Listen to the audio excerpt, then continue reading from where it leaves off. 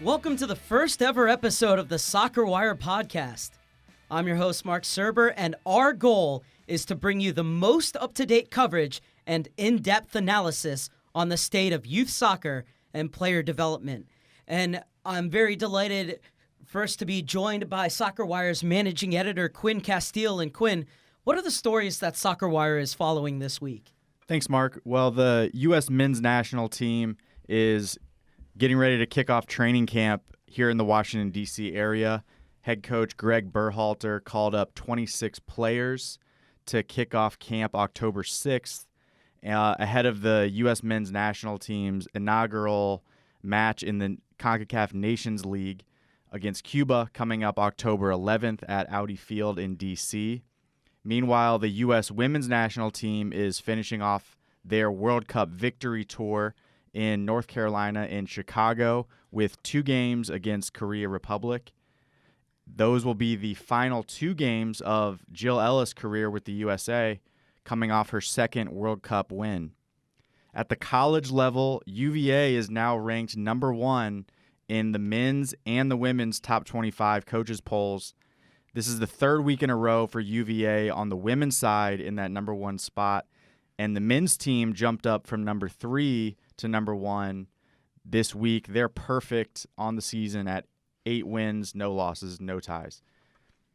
At the youth national team level, the U.S. under-18 women's national team is holding a ID camp with 39 players participating at IMG Academy in Bradenton, Florida. Head coach Mark Carr is leading the camp, calling up 39 players, all born in 2002. 31 out of the 39 players on the roster play in the U.S. Soccer Development Academy. Also in the U.S. Soccer Development Academy, the Girls DA Cup kicked off its inaugural season this past weekend. The Red Division, which is the top tier, features 24 clubs around the country. 2 of the clubs that really stood out this weekend were Real Colorado and Utah club La Rocca FC. Both of them went 4-0-0, perfect records across the U15 through U19 age groups. And just staying locally here, Quinn, in the Washington, D.C. metro area, at the college level, I think one of the teams to watch in the top 25 on both the men's and the women's side is Navy. The women right now are 10-1. The men are a perfect 10-0. And they were at number 21. I expect them to climb up after this weekend. But, I mean, that's incredible for both a men's and women's program at one school to only have 1 loss at this point of the season. So that's certainly something to keep an eye on. And, Quinn, the other thing I wanted to ask you about, because I know you're very plugged into the situation, is getting to the inaugural DA Cup. Is there a team that perhaps many didn't have on their radar who had a really strong opening weekend? Yeah, without a doubt, Charlotte Soccer Academy had a fantastic weekend. They went undefeated, 3 wins, 1 tie across the 4 age groups, going up against Cincinnati Development Academy, which is a really strong club in the Midwest.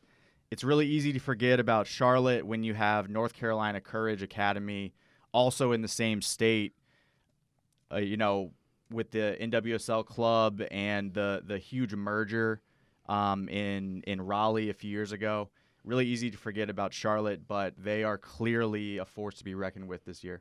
And I think that's a really big result, because the fact of the matter is that at least last year, the Cincinnati Development Academy was getting plaudits from across the country for not only the results they were getting, but the style that those girls were playing. So for Charlotte to get those kind of results against Cincinnati, I think really says something about their academy. But Quinn, thank you so much for joining us, and we look forward to catching up with you each and every week. To check out these stories and more news, be sure to check out SoccerWire.com. Each week on the SoccerWire podcast, we will take a deep dive into key issues affecting youth soccer and player development. When we return, writer and editor Charles Boehm, whose work you can find on our own SoccerWire.com as well as MLSsoccer.com and USSoccerPlayers.com et al., will join me, and can't wait to get into some topics with him after this.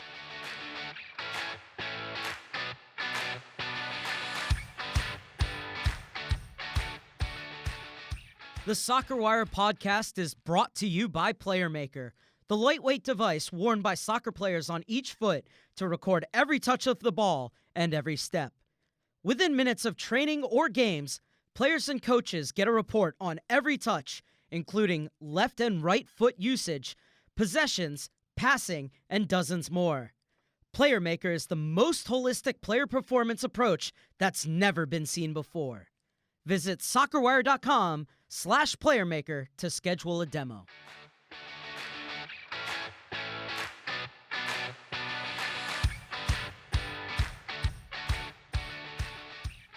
Welcome back to the first ever episode of the SoccerWire Podcast. I'm your host, Mark Serber, and I'm joined now by Charles Boehm, a featured contributor to SoccerWire and a writer for Major League Soccer. And our goal is to bring you the most up-to-date coverage and in-depth analysis on the state of youth soccer and player development. But first things first, Charles, it is so cool to have you here. I love your work not only on MLS.com, but SoccerWire as well. Of course. It's a pleasure to be here and be at the ground floor of this great new project. Charles, let's get right into it. I mean, the biggest story of the week has to be that of Hugo Perez, the former U.S. national team player and youth national team coach, has joined the Mexican Federation as a U.S.-based scout. What exactly is the backstory behind this, and why is it so important? Why is it making such a fuss across especially the U.S. soccer Twitter sphere? This is a big question he just handed me. I'll try and keep it tight. There's a lot going on here, but in a sense, we have a really prominent, I don't know of a better word for it other than defection, a World Cup player for the United States, a dual national himself who chose the U.S. over El Salvador in his own playing career, one of the best players that we ever produced in the 80s and 90s. He was doing incredible work with the youth national teams, not only in terms of talent identification, but also coaching at a high level of play, inculcating tactics in the U14 and U15 national teams, if I remember correctly. He was one of the first coaches to work with guys like Christian Pulisic and Weston McKennie at a national level. And drew rave reviews and seemed to be sort of the tip of the spear for the U.S. Federation in connecting with and competing for dual nationals among the Latino community. There's dozens of millions of Latinos in this country. Many of the kids that come out of those communities in a soccer perspective have their choice of eligibilities for 2 or even 3 nations. And it's obviously important, in my opinion, and I think the opinions of many, that the Federation is competing and is identifying what's there. I think there's a lot of unknowns in terms of just how much talent is there. And even if we only get a fraction of it, it's a huge benefit for the program. Hugo was on the front lines there. And there's some mystery around what happened with his time with the Federation. He was put on what appeared to be sort of a gardening leave. He was taken off of the national team he was coaching. He was kind of relegated to a scouting only kind of affair. And really, neither he nor anyone at the Federation was willing to speak on record about what happened, whether there was a disagreement about certain players or methodologies or if he just didn't get along with his colleagues at the Federation. But he has been kind of bouncing around California, coaching in a couple of different youth settings, but really didn't seem to be working at the level that those who were familiar with his work would think that he deserved or had earned. And now this week, kind of out of nowhere, it turns out that not only has the Mexican Federation hired him to identify dual national Mexican-American kids, but they held basically a combine, a talent ID event in partnership with Alianza de Football, where they're using Hugo and their other connections in the U.S. They're trying to connect with as many Mexican-American kids as they can and get them to come and represent Mexico at youth national team level and beyond. And we've known this process has been going on for a while. Somewhat under the surface, maybe not quite as overt. This is, to me, a striking move for the Federation of Mexico to be this open, this overt. It's really almost like planting a flag in the soil, and I think it's something that the Federation, the U.S. Federation, had better be aware of and attuned to and ready to respond to. What do you think the response might be from the U.S. Federation? Is there anybody that's actually talking about that or is throwing out ideas? It's a great question, and I will say it's hard to know exactly what's going on in a lot of cases because it's so hard to get anybody to speak on the record.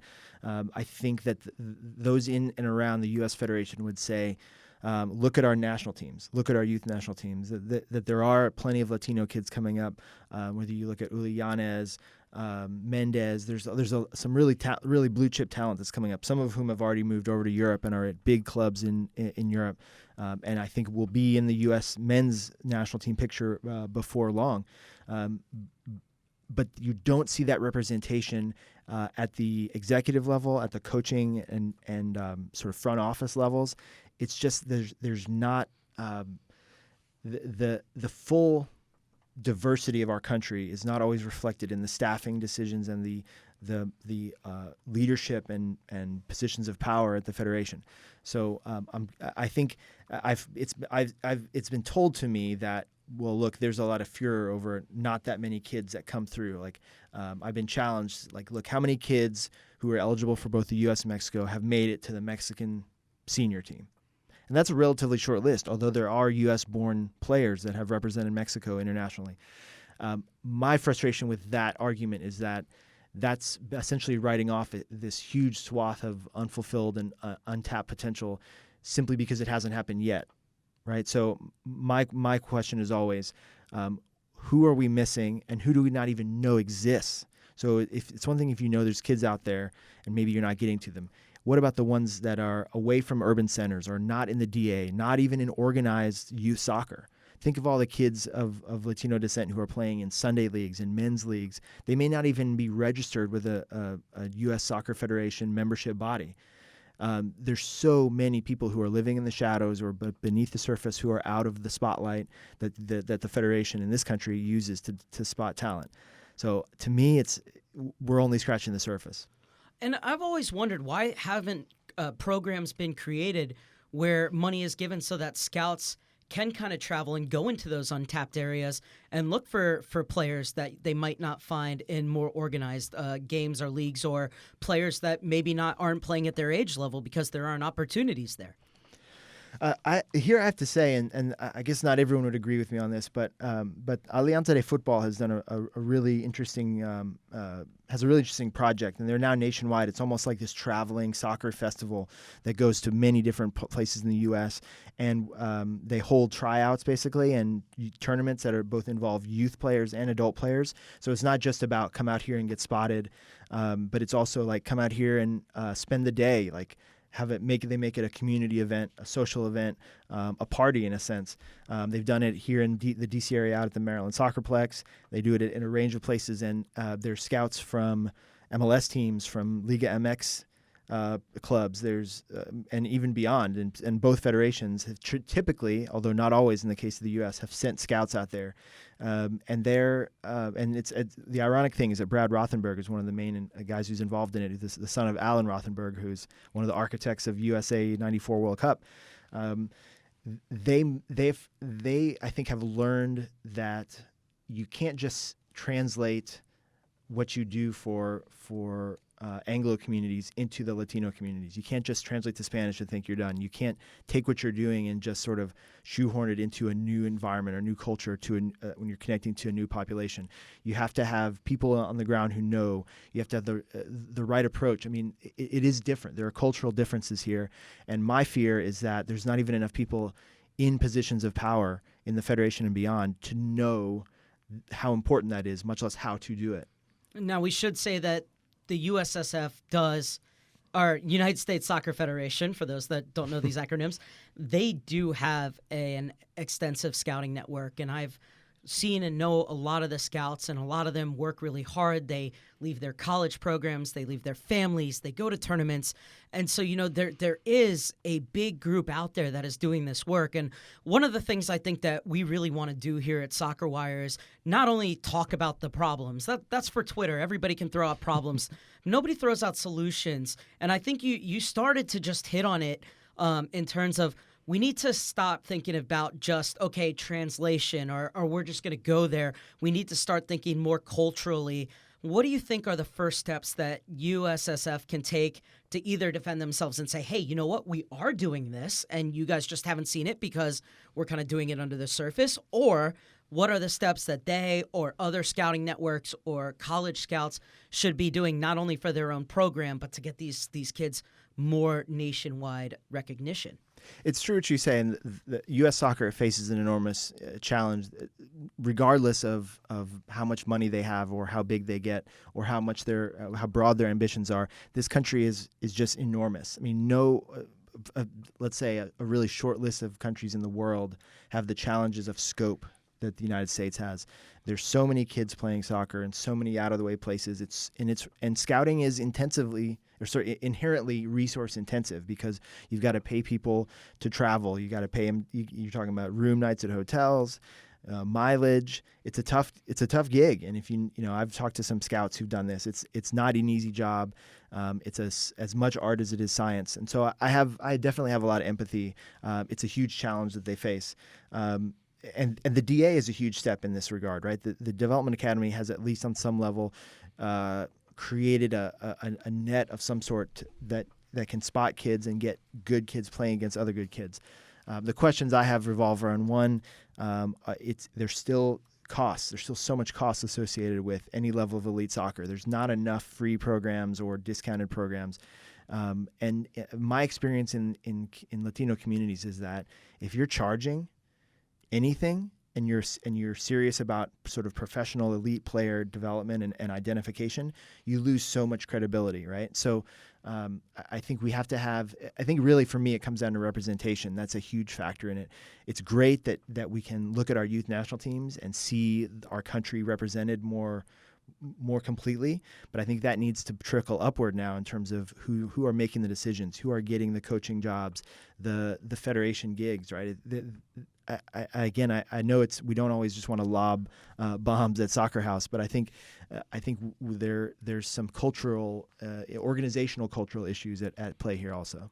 Yeah, I completely agree that it's a cultural thing and something that must be sit down and be looked at. But like you said, I think sometimes we forget the enormity of the task of trying to find players. The Development Academy has given millions of dollars in scholarships to players as well. And so they have tried to open up those avenues. But I think, the pay to play is something for another day. And that's something that, we've already gotten into off the air and we can really begin to dive into as this podcast takes off. So there's plenty more to discuss. And when we come back, I want to keep you here, Charles. And I want to discuss something that I kind of see as a parallel issue. And that is why, we saw it with Hugo Perez on the coaching side. But we've also seen plenty of players that were born in the U.S. to Mexican parents or have Mexican heritage electing to play for Mexico instead of the U.S. And so when we come back, we're going to discuss that. Stay with us here on the SoccerWire Podcast.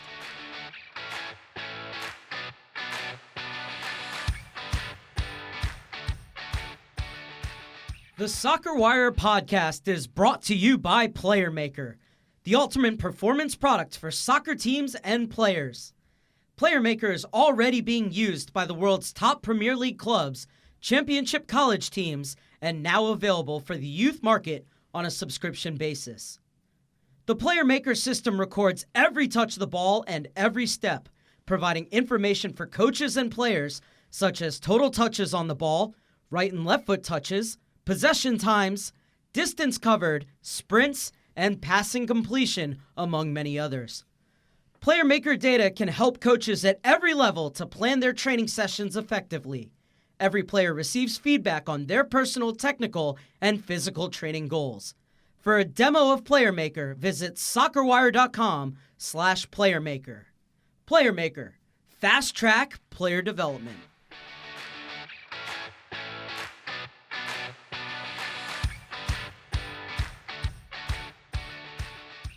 Welcome back to the SoccerWire Podcast. Mark Serber alongside Charles Boehm, and we're discussing the trend of youth players having to pick between playing for the U.S.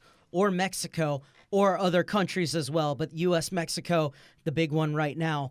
But before we get to that, SoccerWire would like to remind you that SoccerWire.com is a leading source for tracking the latest college commitments, as well as helping players get exposure to college coaches. Head over to our website and click on Players to see it all. And Charles, there are two items at play here.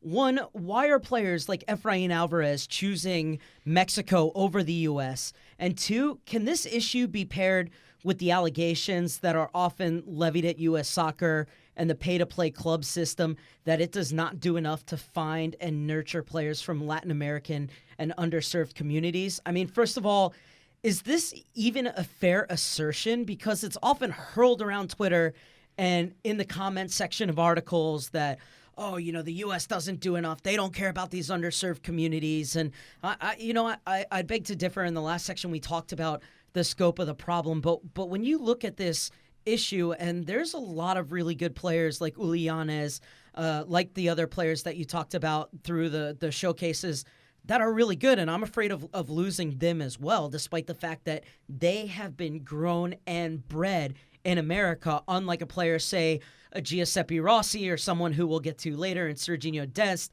who were born here, or they were born to somebody with an American father, but they grew up in the other country's development system, and therefore, while they may be quote-unquote American by birth or by heritage, they are by soccer development from that country. But sticking with the U.S. and players who are developed in the U.S., why do you see them electing to defect to Mexico?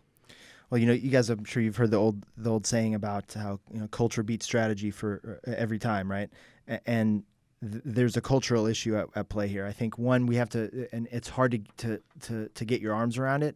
But when we look at the Latino experience, particularly the Mexican-American experience, and I'm a gringo, but I grew up in Texas, and so I got, playing soccer growing up, I got a little bit of an exposure to the place that the game occupies in those families and those communities. And I think in some ways, a kid like Efra Alvarez is always in touch with their roots in a way that members of maybe like Anglo community who have European roots that are more distant and are maybe not as immediate to them. I think there's just even if you spend you're born and raised in Southern California or Texas, you can still feel that you have a foot in both cultures. And unfortunately, I think that the soccer cultures reflect that to some extent as well. There's been great progress made over the last 20, 30 years, for sure. We can all agree on that. The question is, have we slowed up? Is that progress, reaching to all corners of the country? Is there an identity that the United States has in soccer terms, right? And I think anybody who's spent time in the youth community in this country knows that we've kind of careened from one flavor of the month to the other over the years, right? We were influenced by the Netherlands for a while. We had, in certain segments of the federation, like coaching ed, I think right now it's pretty dominated by a Dutch influence. There's other times when we've had German influence. We've had the France Federation has run partnerships and coaching stuff. And then we've looked at Barcelona and whatever, whatever is the top team in the world at that moment, or a cultural or stylistic approach that we think is the way to go. And maybe there's been a lack of consistency there. I mean, when you get any group of American soccer fans together at a bar or anywhere else, and you say, what is our identity? Starting just with tactical identity on the field. How do we play? Inverted wingbacks who play left back and center mid somehow. I mean, we like, it used to be like the short version was run fast, try hard, right? And we were tough to beat and good on the counter and great team spirit, and we impressed people that way, right? And even all the way into Jurgen Klinsmann's tenure, the guy who we were paying big bucks with the world class background to take us from that scrappy underdog mentality to a proactive, possession-oriented, stylish, right? And then we go to the World Cup in Brazil, and we bunkered in, and Tim Howard had to make 100 saves or whatever to keep us in the game against Belgium. And we still find ourselves kind of stuck in that identity. And now I think it's gotten even more relevant now, because we failed for 2018. We've been sort of wandering the desert now. And if you were to go and try and convince an Efro or a kid like that to come play for the U.S., what does that mean? What does it mean to play for the U.S.? I think, you're looking at them from a cultural side, but I also think that you hit a really interesting point to me, is let's not forget that when the U.S. was the leader of CONCACAF and we had the edge on Mexico, there were a lot of dual nationals like Jose Francisco Torres, Edgar Castillo, who elected to play for the U.S. Are we making this a bit more complicated than it needs to be in maybe the fact that the reason these players are choosing to play for Mexico is they look at where both teams are right now. They look at the results, they look at the future, and they say, I have a better chance of having success on the world stage with Mexico than I do on the U.S. I know we were kind of joking around last night when we were preparing for the show, and I said, if I, say, had a European background and a European passport, and I was thinking, wow, do I want to go play my World Cup qualifiers in Honduras and Nicaragua, or do I want to go to France and Holland and play in those games? Well, I think I'm going to choose France and Holland because those are destinations against bigger teams where you have an opportunity to shine against the world's best. And so the same thing that we're seeing here are Mexican players maybe looking at just the state of the game, the state of the rivalry right now, and going, you know what, my future lies with Mexico because I have the best chance of going to a World Cup and maybe actually getting a fifth game with them. I just think that the way the game is consumed is different too, right? There's soccer fans of all shapes and sizes and stripes in this country, but there's some places where, in some communities, where the game is lived in a different way, and I don't want to this to be interpreted as an attack on sort of mainstream youth soccer, but for a lot of people in this game, even if you're paying a lot of money for your kids to play, or if you grew up playing, it may be a 3 times a week activity, right? As opposed to a 24/7 obsession where you're constantly consuming the game, playing the game, talking about the game. I mean, I think everybody who's been to the proverbial 24/7 soccer culture, wherever it is, has experienced that. And if you're a soccer junkie, you love it, right? And you dream about the U.S. getting to that point. We've made enormous strides in my lifetime to get to that point for sure. But I think we have to acknowledge too that some suffering has really taken a hit, right? When you look at where this program was in 2014, remember every World Cup that the U.S. plays in, you get millions of new fans. People are seduced, whether it was Landon Donovan's last-minute winner against Algeria, or Tim Howard being the hero in Brazil, or there's these moments, and every time that the high tide goes a little higher, it brings a few more people into the tent, and people get excited about the game. And the missing a World Cup is having an enormous effect. You go to any Mexico game, even a meaningless friendly in this country, and there's going to be 70, 80,000 people. They're probably going to be in an NFL-sized stadium. They're going to be tailgating for hours before the game. They're going to be it is a huge activity. It's a huge event. And then right now, unfortunately, the reality for the U.S. men's national team is that, and you can have that experience at a women's game too, by the way. I mean, these meaningless victory tour friendlies, which are not particularly competitive on the field, but it's an experience that people want to be part of by the thousands, right? Because it's a winning team and it's an inspiring team. And right now the men just don't have that. And it's not all entirely their fault, but they're playing in places like Wake Med, right, where they're getting crowds of 15,000, maybe 20,000. Compared to El Trees over there filling up an NFL stadium. I mean, if you were looking at things from that perspective, and again, these kids are making both an emotional choice and they're also making a career choice, because it does have a huge impact. It's a shop window for you, it's exposure, it's opportunity, and who can blame them for factoring all these things in? And so this is kind of a loaded question, but that's what I'm all about, and you're doing a great job answering them. So I'm going to go ahead and throw it to you anyways, but from the top floor to the bottom floor, what does the USSF need to be doing to attack this problem and try and turn the tide in their favor? And what can we, as American soccer fans who would like to instill that culture, do? Mm-hmm. Even just a person like me who loves to eat so much that I can only sit and talk about the game rather than play it myself.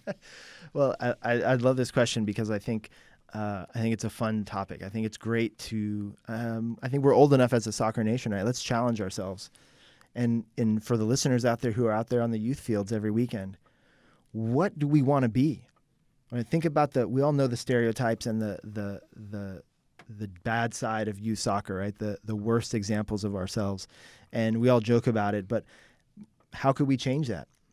How can we reward teams and players and coaches that play well, that play proactively and stylishly and enjoyably, that make the game an enjoyable experience, not just to play, but to watch? How can we make things a little bit more fun and a little bit more inspiring for everyone?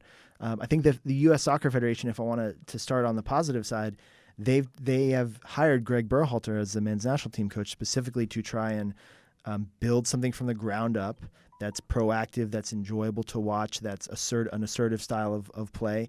He's going to take a long time. I think he's been given a long-range mandate. I think it's people ask me on Twitter, as you mentioned earlier, all the time, like, is this guy under pressure? Is he going to get fired? And my answer is no. Like, he's got the cycle. And you may hate what you see, but it's going to take utter disaster for the Federation to even think about making a change there, because they want to build something that can have a long-term payoff in terms of what the game looks like, what our style is, what our players are exposed to. Hey, there's two things I want to say. I know that we're kind of getting short on time for this segment. First thing is I want to apologize to anybody who is from Honduras and Nicaragua. It is absolutely nothing against your country. I just think that we all agree that in terms of soccer, if you had a chance to play against the World Cup winners, against France or against a team like Germany, that those are the kind of matches you want to play. But it is nothing against the country or the people or anything themselves. Well, let's be honest. I want to make that very clear. All right. And let's be honest, too. I mean, Honduras makes a point of making San Pedro Sula as unpleasant an experience as possible for away teams, whether it's leaving the grass long, moving kickoff time to mid-afternoon for the heat, making it a holiday. I mean, that's part of the CONCACAF experience, and I think there's something beautiful there, but it sure is different from other places. And so I actually do want your opinion on this. So if you could hold it to like 20 seconds, and once again, a big thing. The thing I don't understand is everybody, we were this gritty team, right? That never gave up, always believed we could win, no matter who it was, never stopped running, dived in front of every tackle. That's how we defined ourselves.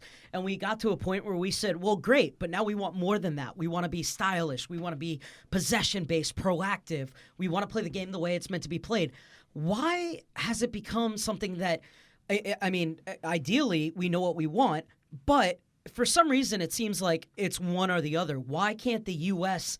try and find the right blend of playing the world's game the way it's been played in this modern era and mixing it with our identity of being that gritty team that we're going to play that way, but we're also going to beat you every way we can? Why have we not been able to do that? Why, when we try to make this transition from just being that gritty team to also being a gritty, attractive team, is it only one or the other, or can we actually have our cake and eat it too? It's a great example of sort of taking for granted the results of a long, hard slog up out of the obscurity in the 90s and the early 2000s. I mean, I have this. It's easy to get into sort of litigating old stuff, but when we think about before Jurgen came in, right? Like Bob Bradley was fired after a Gold Cup final loss to Mexico. I believe it was 2011. And it was, well, this isn't proactive enough, right? And I think we did probably take for granted a little bit the ability we had to counterattack, the defensive organization, and I think we have lost our way, and starting over really stinks, right? It's really painful, and we spent 2 years in this experience of trying to build something again, and I think it's an old topic in this game. When you look at teams that get promoted, let's say to the Premier League or La Liga, and you want to maintain that fighting spirit and that quality you had that got you there, but recognizing that you're in a whole new world, right? And you're in a new place, and you've got to get more blue chip talent. And how do you balance those things? I mean, this is a moving target, and I think American soccer fans tend to lose sight of that.